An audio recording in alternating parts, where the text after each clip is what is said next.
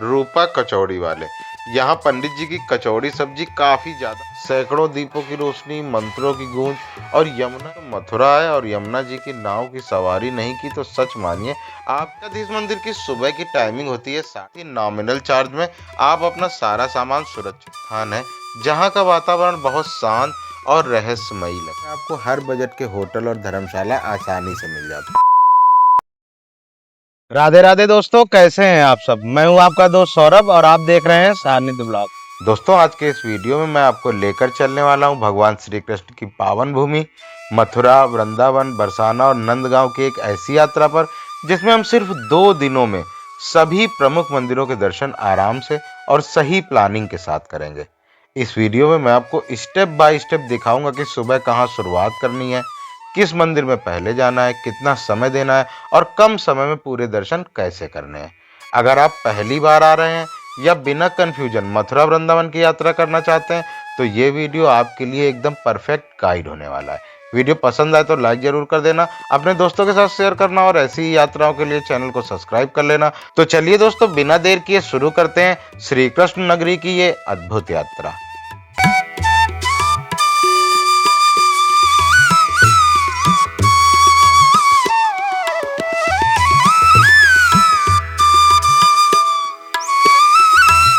बिहारी लाल की, बोलो बरसाने मैया की।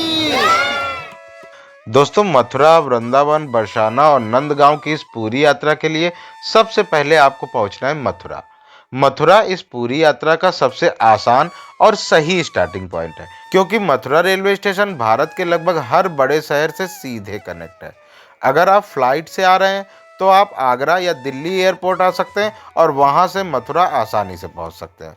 मथुरा पहुंचने के बाद वृंदावन, बरसाना और नंदगांव जाना बहुत ही आसान हो जाता है। दोस्तों मथुरा पहुंचने के बाद रुकने की टेंशन लेने की ज़रूरत नहीं है। मथुरा में आपको हर बजट के होटल और धर्मशाला आसानी से मिल जाते हैं। सबसे सुविधाजनक इलाके हैं श्री कृष्ण जन्मभूमि के आसपास और होली गेट एरिया। इन दोनों जगहों से मथुरा और वृंदावन घूमना काफ़ी आसान रहता है।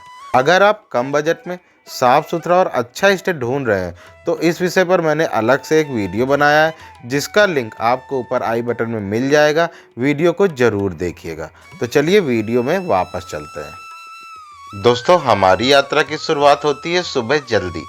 मथुरा को सही से घूमने के लिए सुबह जल्दी निकलना सबसे अच्छा रहता है। हम सुबह लगभग 6 बजे होटल से निकलते हैं और सीधे चलते हैं मथुरा के प्रसिद्ध द्वारिकाधीश मंदिर की ओर। द्वारिकाधीश मंदिर की सुबह की टाइमिंग होती है 6:30 बजे से 10:30 बजे तक, इसलिए अगर आप 6 बजे निकलते हैं तो 6:30 बजे तक आराम से मंदिर पहुंच जाते हैं। सुबह के समय यहाँ दर्शन शांति से हो जाते हैं और भीड़ भी बहुत कम रहती है, इसीलिए सुबह का समय बेस्ट माना जाता है।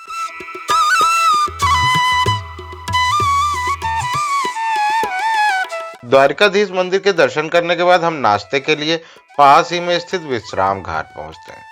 विश्राम घाट पर नाश्ते की बहुत सारी दुकानें मिल जाती हैं और वहीं पर एक काफ़ी फेमस दुकान है रूपा कचौड़ी वाले। यहाँ पंडित जी की कचौड़ी सब्जी काफ़ी ज़्यादा वायरल है पूरे मथुरा में और स्वाद भी बहुत अच्छा है। दर्शन और नाश्ता करके हम लगभग 8:30 बजे तक फ्री हो जाते हैं। इसके बाद विश्राम घाट से हमें आसानी से एक हाथ वाला रिक्शा मिल जाता है जो हमें होली गेट तक ले जाता है। होली गेट से फिर ई रिक्शा लेकर हम सीधा पहुंचते हैं श्री कृष्ण जन्मभूमि मंदिर।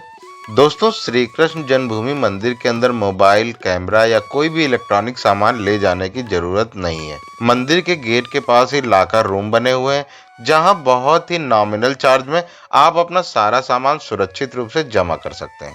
दोस्तों मंदिर के अंदर कैमरा ले जाना मना है, इसीलिए मैं आपको अंदर की झलक वीडियो में नहीं दिखा पा रहा हूँ, लेकिन अंदर बहुत ही सुंदर झांकियाँ, भव्य मंदिर परिसर और एक अलग ही आध्यात्मिक माहौल है जिसे शब्दों में बयां कर पाना मुश्किल है।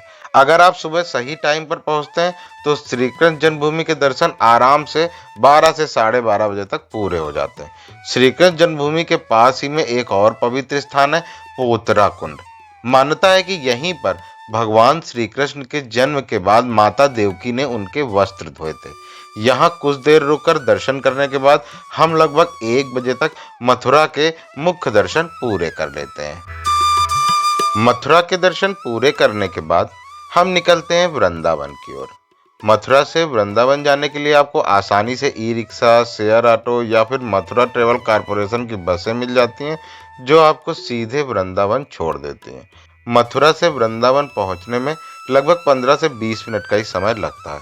अगर हम मथुरा से लगभग 1:30 बजे निकलते हैं तो 2 बजे तक आराम से वृंदावन पहुंच जाते हैं। वृंदावन पहुंचते ही सबसे पहले हम चलते हैं निधिवन की ओर। दोस्तों, निधिवन एक ऐसा स्थान है जहां का वातावरण बहुत शांत और रहस्यमयी लगता है। यहाँ दर्शन करने और घूमने में लगभग 1 से 1.5 घंटे का समय लग जाता है।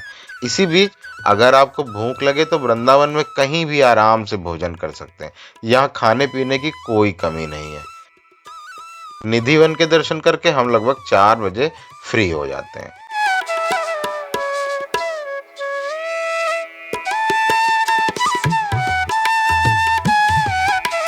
इसके बाद हम चलते हैं पास ही स्थित बांके बिहारी जी के मंदिर।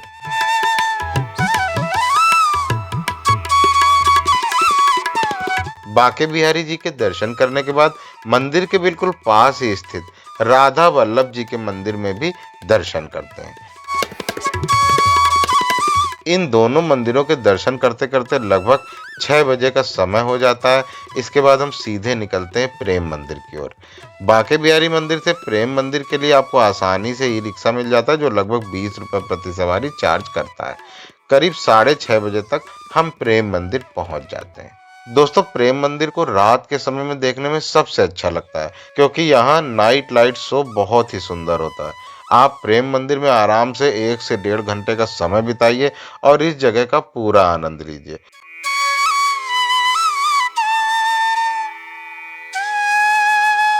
इसके बाद प्रेम मंदिर के बाहर खाने पीने की बहुत सारी दुकानें हैं, जहां हर बजट का अच्छा भोजन आसानी से मिल जाता है।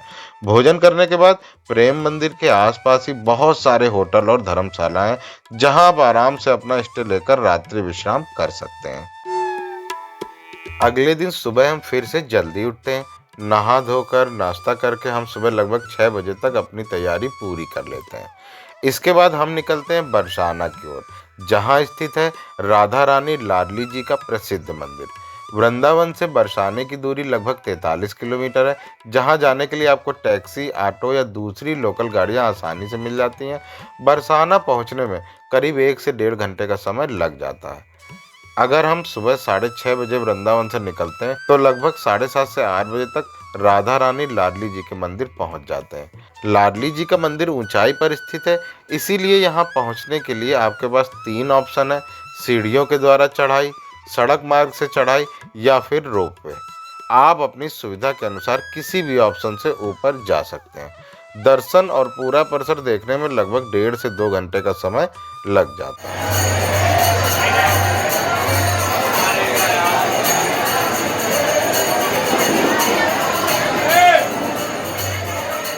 इस तरह हम करीब 10 बजे तक वापस नीचे आ जाते हैं।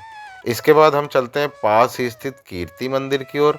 कीर्ति मंदिर प्रेम मंदिर के संस्थापक कृपालु जी महाराज के द्वारा बनवाया गया है और यह मंदिर बहुत ही शांत और सुंदर है। यहाँ दर्शन करने के बाद हम लगभग 11 बजे तक बरसाना के दोनों प्रमुख मंदिरों के दर्शन पूरे कर लेते हैं। इसके बाद हम निकलते हैं नंदगांव की ओर। नंदगांव बरसाना से सिर्फ 11 किलोमीटर की दूरी पर है और यहाँ पहुँचने में 15 से 20 मिनट का समय लगता है। नंदगांव पहुंचकर हम दर्शन करते हैं नंद बाबा के मंदिर के। ध्यान रखने वाली बात यह है कि दोस्तों, यह मंदिर दोपहर 2 बजे बंद हो जाता है, इसीलिए यहाँ समय पर पहुंचना जरूरी है। दर्शन के बाद हम नंदगांव से बरसाना की यात्रा पूरी कर लेते हैं। बरसाना और नंदगांव के दर्शन पूरा करने के बाद हम वापस पहुंचते हैं मथुरा। मथुरा आते ही हम सीधे चलते हैं विश्राम घाट। यहाँ पहुंचकर सबसे पहले हम करते हैं यमुना जी में नाव की सवारी। दोस्तों, मथुरा आए और यमुना जी की नाव की सवारी नहीं की तो सच मानिए आपकी यात्रा अधूरी रह जाती है। नाव की सवारी के दौरान हमें देखने को मिलता है कंस का किला, मथुरा के प्राचीन घाट और यमुना जी का बेहद शांत और सुंदर नज़ारा। ये अनुभव सिर्फ देखने का नहीं, महसूस करने का है। नाव की सवारी करने का चार्ज आमतौर पर 100 से 150 रुपये प्रति व्यक्ति होता है और एक पूरा चक्कर लगाने में लगभग 1 से 1.5 घंटे का समय लगता है।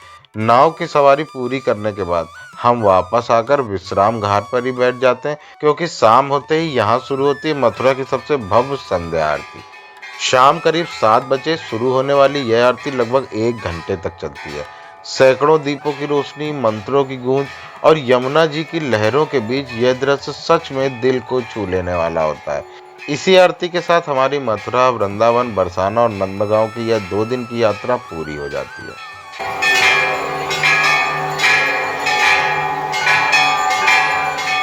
दोस्तों, यह थी हमारी मथुरा, वृंदावन, बरसाना, नंदगांव की यह पूरी 2 दिन की यात्रा। अगर इस वीडियो ने आपकी यात्रा की प्लानिंग आसान की हो, आपको सही रास्ता दिखाया हो और कहीं भी कंफ्यूजन दूर किया हो, तो वीडियो को लाइक ज़रूर करना। इस वीडियो को अपने उन दोस्तों और परिवार के साथ शेयर ज़रूर करना जो मथुरा, वृंदावन जाने का प्लान बना रहे हैं। ऐसे ही असली, आसान और सही ट्रैवल गाइड्स के लिए चैनल को सब्सक्राइब करना मत भूलना। और हाँ, नीचे कमेंट में ज़रूर बताना कि इस यात्रा में आपको सबसे ज़्यादा कौन सी जगह अच्छी लगी। मैं हूं सौरभ और आप देख रहे हैं सानिध्य ब्लॉग। मिलते हैं अगली यात्रा में, तब तक के लिए राधे राधे।